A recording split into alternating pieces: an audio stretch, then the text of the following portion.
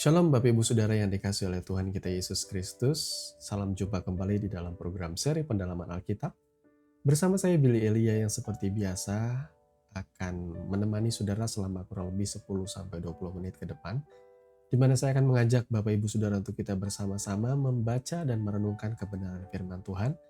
Perikop demi perikop dimulai dari perjanjian baru.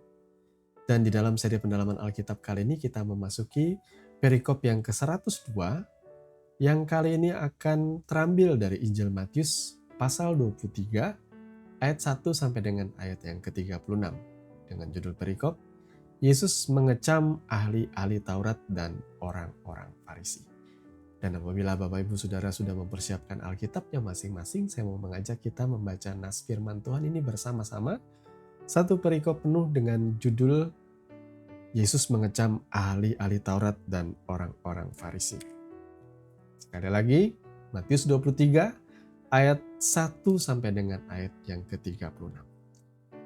Maka berkatalah Yesus kepada orang banyak dan kepada murid-muridnya, katanya, ahli-ahli Taurat dan orang-orang Farisi telah menduduki kursi Musa. Sebab itu turutilah dan lakukanlah segala sesuatu yang mereka ajarkan kepadamu. Tetapi janganlah kamu turuti perbuatan-perbuatan mereka, karena mereka mengajarkannya tetapi tidak melakukannya. Mereka mengikat beban-beban berat, lalu meletakkannya di atas bahu orang, tetapi mereka sendiri tidak mau menyentuhnya. Semua pekerjaan yang mereka lakukan dimaksud supaya dilihat orang. Mereka memakai tali sembahyang yang lebar dan jubah yang panjang. Mereka suka duduk di tempat terhormat dalam perjamuan dan di tempat terdepan di rumah ibadat. Mereka suka menerima penghormatan di pasar dan suka dipanggil rabi. Tetapi kamu, janganlah kamu disebut rabi, karena hanya satu rabimu, dan kamu semua adalah saudara. Dan janganlah kamu menyebut siapapun bapa di bumi ini, karena hanya satu bapamu, yaitu Dia yang di sorga. Janganlah pula kamu disebut pemimpin, karena hanya satu pemimpinmu, yaitu Mesias. Barang siapa terbesar di antara kamu, hendaklah ia menjadi pelayanmu. Dan barang siapa meninggikan diri, ia akan direndahkan. Dan barang siapa merendahkan diri, ia akan ditinggikan. Celakalah kamu, hai ahli-ahli Taurat dan orang-orang Farisi. Hai kamu orang-orang munafik, karena kamu menutup pintu-pintu kerajaan sorga di depan orang. Sebab kamu sendiri tidak masuk dan kamu merintangi mereka yang berusaha untuk masuk. Celakalah kamu, hai ahli-ahli Taurat dan orang-orang Farisi, hai kamu orang-orang munafik. Sebab kamu menelan rumah janda-janda, sedang kamu mengelabui mata orang dengan doa yang panjang-panjang. Sebab itu kamu pasti akan menerima hukuman yang lebih berat. Celakalah kamu, hai ahli-ahli Taurat dan orang-orang Farisi, hai kamu orang-orang munafik, sebab kamu mengarungi lautan dan menjelajah daratan untuk mentobatkan satu orang saja menjadi penganut agamamu. Dan sesudah ia bertobat, kamu menjadikan dia orang neraka yang 2 kali lebih jahat daripada kamu sendiri. Celakalah kamu, hai pemimpin-pemimpin buta, yang berkata, bersumpah demi bait suci, sumpah itu tidak sah. Tetapi bersumpah demi emas bait suci, sumpah itu mengikat. Hai kamu orang-orang bodoh dan orang-orang buta. Apakah yang lebih penting, emas atau bait suci yang menguduskan emas itu? Bersumpah demi mezbah, sumpah itu tidak sah. Tetapi bersumpah demi persembahan yang ada di atasnya, sumpah itu mengikat. Hai kamu orang-orang buta, apakah yang lebih penting, persembahan atau mezbah yang menguduskan persembahan itu? Karena itu barang siapa bersumpah demi mezbah, ia bersumpah demi mezbah dan juga demi segala sesuatu yang terletak di atasnya. Dan barang siapa bersumpah demi bait suci, ia bersumpah demi bait suci dan juga demi Dia yang diam di situ. Dan barang siapa bersumpah demi sorga, ia bersumpah demi tahta Allah dan juga demi Dia yang bersemayam di atasnya. Celakalah kamu, hai ahli-ahli Taurat dan orang-orang Farisi, hai kamu orang-orang munafik, sebab persepuluhan dari selasih, adas manis dan jintan kamu bayar. Tetapi yang terpenting dalam hukum Taurat, kamu abaikan. yaitu keadilan dan belas kasihan dan kesetiaan. Yang satu harus dilakukan dan yang lain jangan diabaikan. Hai kamu pemimpin-pemimpin buta, nyamuk kamu tapiskan dari dalam minumanmu, tetapi unta yang di dalamnya kamu telan. Celakalah kamu, hai ahli-ahli Taurat dan orang-orang Farisi, hai kamu orang-orang munafik, sebab cawan dan pinggan kamu bersihkan sebelah luarnya, tapi sebelah dalamnya penuh rampasan dan kerakusan. Hai orang Farisi yang buta, bersihkanlah dahulu sebelah dalam cawan itu, maka sebelah luarnya juga akan bersih. Celakalah kamu, hai ahli-ahli Taurat dan orang-orang Farisi, hai kamu orang-orang munafik, sebab kamu sama seperti kuburan yang dilabur putih, yang sebelah luarnya memang bersih tampaknya, tetapi yang sebelah dalamnya penuh tulang belulang dan pelbagai jenis kotoran. Demikian jugalah kamu, di sebelah luar kamu tampaknya benar di mata orang, tetapi di sebelah dalam kamu penuh kemunafikan dan kedurjanaan. Celakalah kamu, hai ahli-ahli Taurat dan orang-orang Farisi, hai kamu orang-orang munafik, sebab kamu membangun makam nabi-nabi dan memperindah tugu orang-orang saleh, dan berkata, jika kami hidup di zaman nenek moyang kita, tentulah kami tidak ikut dengan mereka dalam pembunuhan nabi-nabi itu. Tetapi dengan demikian kamu bersaksi terhadap diri kamu sendiri, bahwa kamu adalah keturunan pembunuh nabi-nabi itu. Jadi penuhilah juga takaran nenek moyangmu. Hai kamu ular-ular beludak, hai kamu keturunan ular beludak, bagaimanakah mungkin kamu dapat meluputkan diri dari hukuman neraka? Sebab itu lihatlah, aku mengutus kepadamu nabi-nabi, orang-orang bijaksana dan ahli-ahli Taurat. Separuh di antara mereka akan kamu bunuh dan kamu salibkan. Yang lain akan kamu sesah di rumah-rumah ibadatmu dan kamu aniaya dari kota ke kota, supaya kamu menanggung akibat penumpahan darah orang yang tidak bersalah, mulai dari Habel, orang benar itu, sampai kepada Zakaria, anak Berekia, yang kamu bunuh di antara tempat kudus dan mezbah. Aku berkata kepadamu, sesungguhnya semuanya ini akan ditanggung angkatan ini. Amin. Untuk kebenaran firman Tuhan. Mari kita berdoa. Bapa, di dalam nama Tuhan Yesus, terima kasih karena kami sudah membaca kebenaran firman-Mu Tuhan yang berbicara begitu panjang lebar. Tuhan, kami mohon hikmat dan pengertian daripada Engkau. Mengurapi hati dan pikiran kami supaya kami mengerti apa yang menjadi maksud dan kehendak-Mu di dalam setiap kehidupan kami. Di dalam nama Tuhan Yesus kami berdoa. Amin. Bapak, Ibu, Saudara yang dikasihi oleh Tuhan kita Yesus Kristus ya. Ada satu hal yang saya mau sampaikan di sini. Ini juga adalah keresahan hati saya. Apakah benar bahwa kita sebagai jemaat Tuhan itu tidak boleh menghakimi hamba-hamba Tuhan? Apakah benar bahwa kita sebagai hamba-hamba Tuhan itu tidak boleh menyalahkan hamba-hamba Tuhan ketika mereka salah? Apakah benar kita sebagai anak-anak Tuhan tidak boleh menegur hamba Tuhan? Katanya hamba Tuhan itu adalah wakil Tuhan di bumi. Katanya hamba Tuhan itu adalah biji matanya Tuhan. Lalu kita biji matanya siapa, saudara?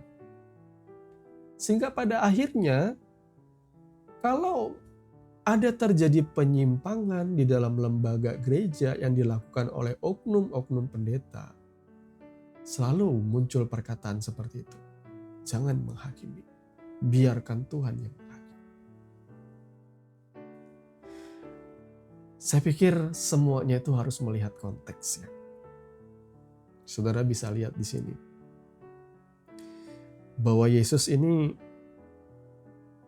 apakah karena dia Tuhan yang menjadi manusia, lalu saudara berkata bahwa kalau Yesus berhak menegur, kalau Yesus berhak menghakimi, kalau jemaat tidak boleh, karena jemaat orang biasa. Nah, saya katakan pastor bukannya orang biasa. Pendeta bukannya orang biasa. Selama hamba Tuhan itu masih melekat di dalam tubuh daging yang menjadi kemahnya di dunia ini, maka saya katakan semua hamba Tuhan itu bisa jatuh dalam dosa. Bahkan dalam dosa yang memalukan sekalipun. Maka mari kita jangan mengkultuskan pendeta atau hamba Tuhan. bahkan sampai rela pasang badan untuk membela yang salah. Ada begitu banyak kasus yang terjadi yang harusnya kita belajar menyelidiki begini. Yesus pernah berkata, kalau ada orang yang menyesatkan, maka lebih baik baginya diikatkan batu kilangan di lehernya, lalu ditenggelamkan ke dalam laut. Artinya, orang yang mengerti firman Tuhan itu akan mendapat tuntutan yang lebih berat daripada Tuhan. Sekali lagi, seorang guru akan dituntut lebih karena dia mengerti. Maka Bapak Ibu Saudara, kalau ada seorang figur hamba Tuhan, dia adalah seorang pastor, gembala sidang, gembala jemaat yang berdiri di mimbar, mengucapkan khotbah, doa, dan kata-kata berkat. Tetapi kehidupannya di dalam realita sehari-hari tidak jadi berkat. Bahkan melakukan hal-hal yang sumbang. Maka harusnya orang ini patut ditegur nggak? Patut ditegur. Lebih-lebih kalau itu berkenaan dengan hukum. Jangan ada lagi yang berkata, oh jangan dilaporkan pendeta itu. Karena dia adalah biji mata Tuhan. Biar Tuhan yang berurusan dengan dia. Bagian kita sebagai jemaat hanya berdoa. Ketika ditanya kasusnya apa Pak? Dia sudah memperkosa 5 anak panti asuhan. Saya katakan, harus dilaporkan. Harus dihukum seberat-beratnya. Hamba Tuhan tahu firman Tuhan. Harusnya seorang hamba Tuhan menjadi tempat di mana orang bisa mencurahkan hatinya dengan aman, nyaman, tenang. Karena orang ini adalah perwakilan Tuhan di bumi. Kenapa? Seharusnya tempat yang aman itu justru adalah sarang predator. Itu yang harus ditelaah hari-hari ini, saudaraku ya. Saya akan berdiri dalam posisi yang netral dalam hal ini. Saya pernah ada di dalam gereja, menjadi bagian dari gereja, menjadi seorang pendeta. Saya juga pernah berada di luar gereja. Dan bagi saya, gereja itu memang harus dikritisi. Pendeta harus dikritisi. Jangan sampai pendeta hidup di tengah-tengah zona nyaman dan mereka tidak bisa mengkritisi dirinya sendiri karena ada orang-orang saja yang bisa melihat itu. Kadang orang tidak bisa melihat kelemahannya. Atau kadang sebuah sistem itu membuat ia lupa bagaimana seharusnya ia bersikap. Bagaimana seharusnya ia bertingkah laku. Bagaimana seharusnya etikanya. Karena itu turun-temurun. Bapak Ibu Saudara yang dikasihi oleh Tuhan kita Yesus Kristus. Saya setuju kalau pendeta itu dikritisi ketika ia salah. Ketika ia menyimpang, ia dikoreksi. Memang sudah seharusnya. Hamba Tuhan tidak lantas ia hidupnya seperti malaikat. Hamba Tuhan pun bisa menyimpang. Maka bagian kita sebagai anak-anak Tuhan ya memang harus mengingatkan. Ya, ada hierarki-hierarki yang keliru di dalam gereja yang kadang-kadang ya justru membahayakan gereja itu sendiri. Saya berharap supaya kalau ada hamba-hamba Tuhan mendengarkan ada berita miring di sosial media, ya sadar dirilah. Sadar sendirilah. Kalau sudah mendengar kabar-kabar seperti itu lalu membela diri, itu tuh bagi saya aneh. Ya hari-hari ini kalau kita boleh terus terang banyak pastor-pastor itu yang selalu dikaitkan dengan money laundry ya. Cucian uang di gereja. Karena saudara tentu tahu lah sistem keuangan di dalam gereja gimana. Ketika gereja itu dipimpin oleh seorang pastor dan keuangannya dipegang oleh istrinya, saudara harus waspada. Karena seharusnya gereja itu dijalankan dengan transparan yang luar biasa. Supaya apa? Supaya pendetanya tidak tergoda jatuh dalam dosa. Pendeta ketika sudah punya ketenaran, keberhasilan, sudah jadi besar, sudah dihormati, sudah begitu banyak follower, subscriber, dan lain sebagainya. Ini persis seperti orang-orang Farisi dan ahli-ahli Taurat di masa Yesus itu. Mereka adalah golongan yang terhormat. Level mereka di tengah-tengah masyarakat itu tertinggi, saudaraku. Orang hormat, kalau lewat mereka, orang akan membungkukkan diri. Wah, ini kastanya adalah imam. Dan omongan imam tidak pernah salah. Kalaupun salah, Tuhan akan membela imam itu. Ini adalah pandangan keliru. Hari ini tidak ada lagi one man show seperti era perjanjian lama, di mana ada nabi-nabi spesial. Enggak. Tuhan Yesus sudah datang menebus dan menyelamatkan setiap orang percaya. Dan setiap orang percaya diberikan anugerah oleh Tuhan. Roh Kudus diam di dalam batin setiap anak manusia. Dan mereka bisa mengerti firman Tuhan. Sehingga ketika mereka melihat ada penyimpangan, sesungguhnya saya percaya itu koreksi-koreksi dari Roh Kudus itu ada di dalam hati mereka. Jangan meremehkan orang-orang kecil dari Tuhan. Seorang pelajar mahasiswa ketika dipenuhi Roh Kudus, dia bisa saja menegur pastor S2, S3. Otoritasnya apa? Ya karena Tuhan otoritasnya. Ketika ada yang salah memang harus ditegur. Saudara ya, jangan dibela dong. Ya kita sedih ya dengan begitu banyak orang yang rela pasang badan untuk membela pendeta yang salah. Lebih baik kita tetap menghormati pendeta itu dan satu sisi kita akan berdiri di samping atau bersama-sama dengan korban yang mengalami kerugian gara-gara oknum pendeta itu, pastor itu. Banyak hari-hari ini juga mengajarkan hal-hal yang tidak alkitabiah. Hanya dongeng nenek-nenek tua cerita tentang perjalanan ke surga, ke neraka lah. Yang belum tentu tahu. Belum tentu ada yang tahu maksud saya kebenarannya. Tapi cerita itu menarik, dibumbui dengan ayat-ayat firman Tuhan menarik.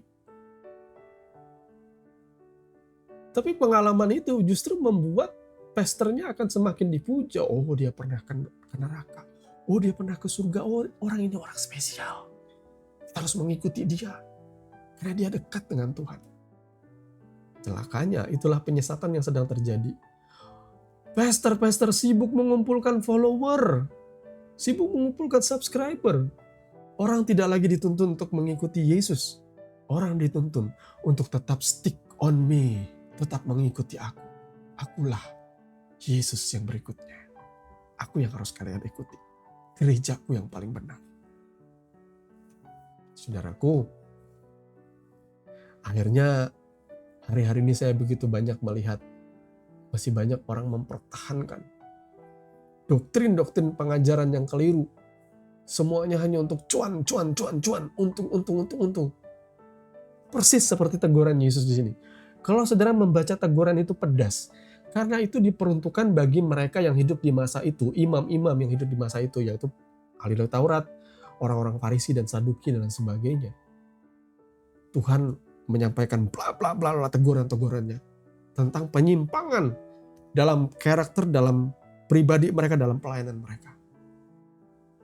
Dan sekarang bagi saya hal yang keliru juga harus disampaikan. Tapi kita jangan lupa di ayat yang pertama ya. Saudara patut tetap menghormati pendeta-pendeta atau gembalamu atau pastormu. Hormati mereka tapi jangan turuti perbuatan mereka. Hormati mereka. Dengarkan khotbah mereka tapi jangan turuti perbuatan mereka.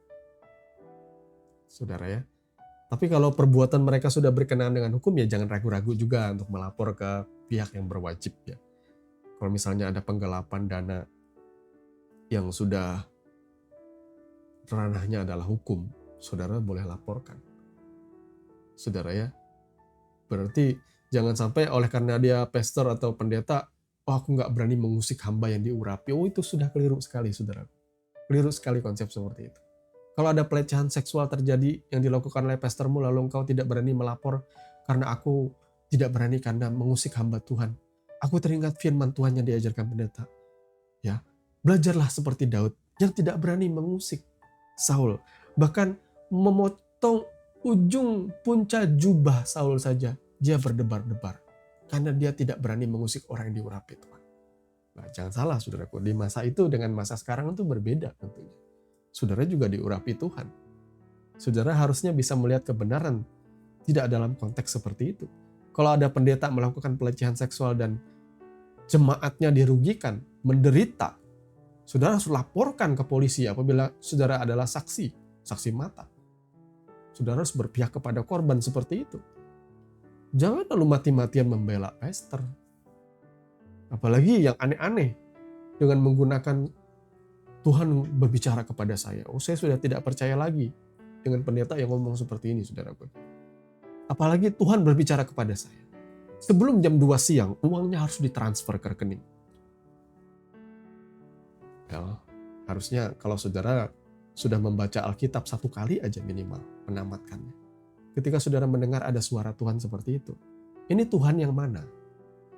Tuhan Allah kita di dalam Yesus Kristus? Atau Tuhan kita Mamona itu?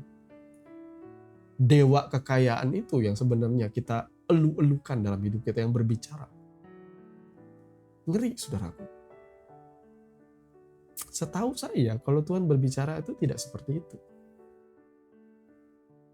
Ya, kalau Tuhan berbicara itu ada di dalam Alkitab itu semuanya ada, saudara.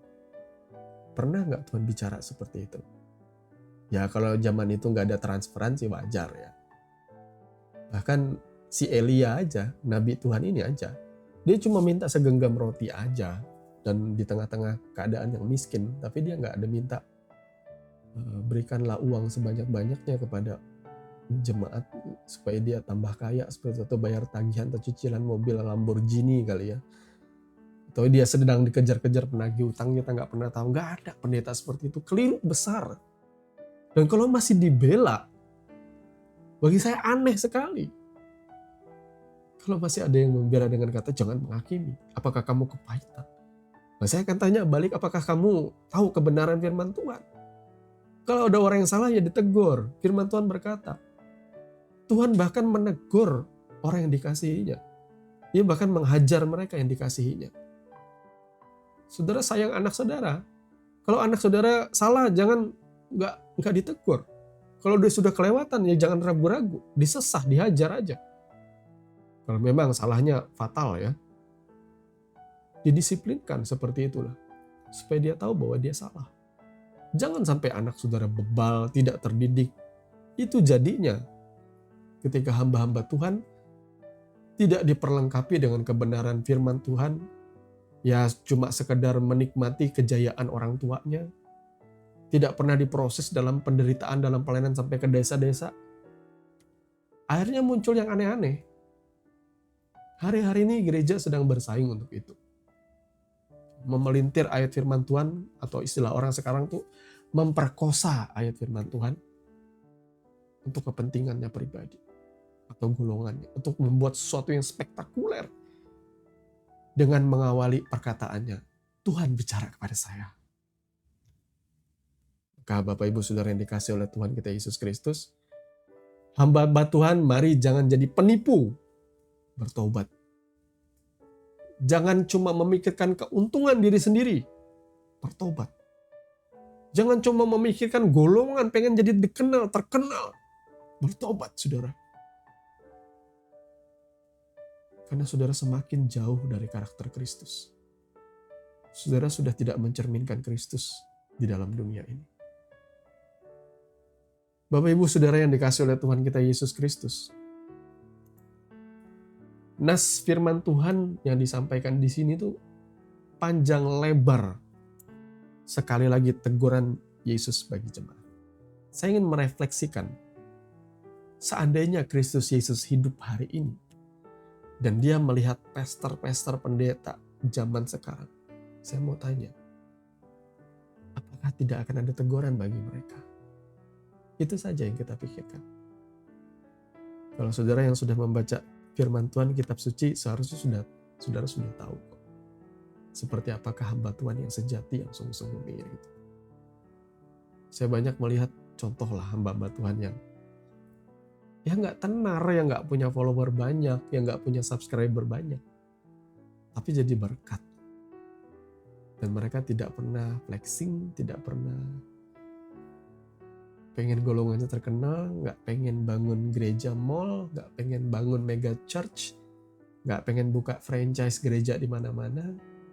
Nah, fokus mereka adalah memang murni melayani.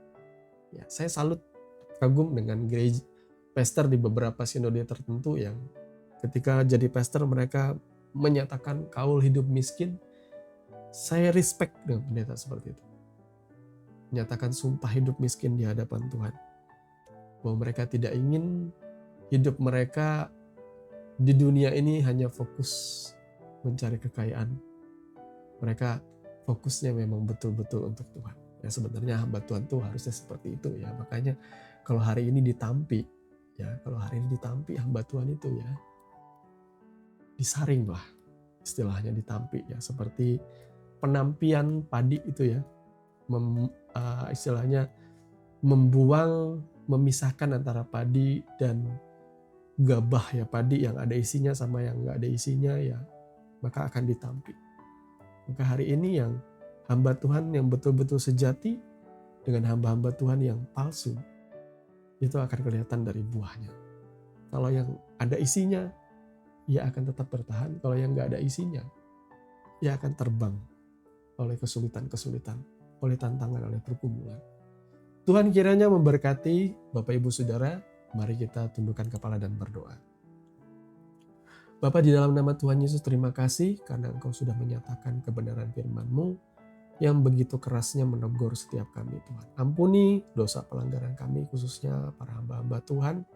Kami semua hamba-hamba Tuhan, terlepas dari apakah kami memiliki titel atau gelar akademis teologi, ya, kami semua adalah hamba Tuhan. Ketika kami mengakui Kristus Yesus adalah Tuhan dan Juru Selamat Tuhan, maka kami adalah hamba-hamba-Mu. Kami adalah dulos-dulos-Mu, Tuhan. Orang-orang yang harusnya sungguh-sungguh mengikuti Engkau dan tidak terdistraksi oleh dunia ini. Ampuni dosa pelanggaran kami, Tuhan. Suci tahirkan kami oleh kuasa darah-Mu. Layakkan kami mendekat. Layakkan kami menjadi hamba-hamba Tuhan yang sungguh, yang murni di hadapan. Berkati kami, Tuhan Yesus, dengan hikmat dan pengertian, agar kami boleh menangkap apa yang menjadi maksud dan kehendak-Mu. Terpujilah nama-Mu kekal selama-lamanya. Di dalam nama Tuhan Yesus kami berdoa. Amin. Bapak Ibu Saudara yang dikasihi oleh Tuhan kita Yesus Kristus, kita sudah sampai di penghujung program seri Pendalaman Alkitab. Kami mengucapkan terima kasih untuk saudara yang sudah tetap setia mengikuti channel ini dan mendukung kami di dalam doa. Sampai bertemu lagi di dalam seri Pendalaman Alkitab yang berikutnya. Dan saya Billy Elia pamit, kiranya kasih karunia di dalam Tuhan kita Yesus Kristus melimpah di dalam kehidupan saudara senantiasa. Shalom.